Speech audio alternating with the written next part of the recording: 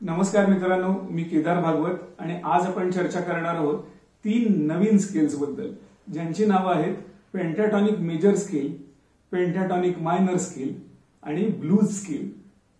मुळात पेंटाटॉनिक या शब्दाचा अर्थ समजून घेऊयात। पेंटाटॉनिक म्हणजे असं स्केल ज्याच्यात 5 स्वर आहेत।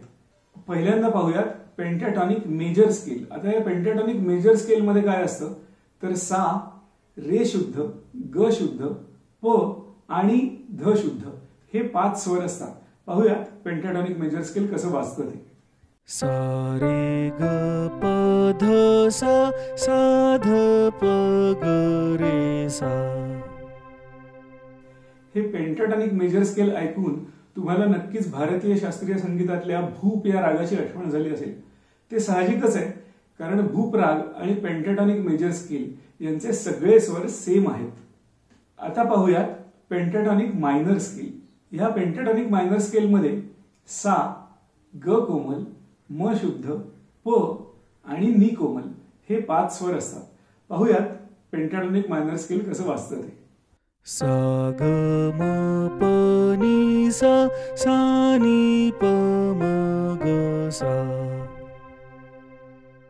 हे होतं पेंटाटॉनिक मायनर स्केल। आणि या पेंटाटॉनिक मायनर स्केल मध्ये फक्त एक स्वर ऍड केला ना की आपल्याला मिळतं ब्लूज स्केल।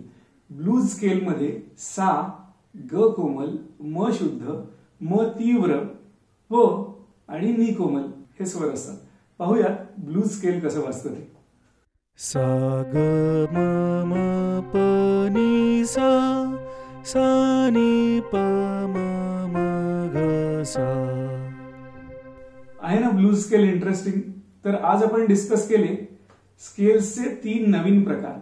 पेंटाटॉनिक मेजर स्केल ज्याच्यात सा, रे शुद्ध, ग शुद्ध, प आणि ध शुद्ध हे स्वर होते।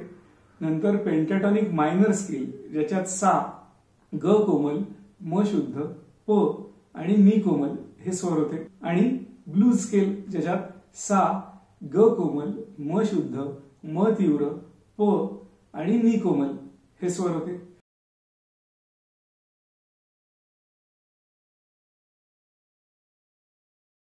सो आय होप ही माहिती तुमच्यासाठी खूप इंटरेस्टिंग असेल आणि काहीतरी नवीन तुम्हाला शिकायला मिळालं असेल।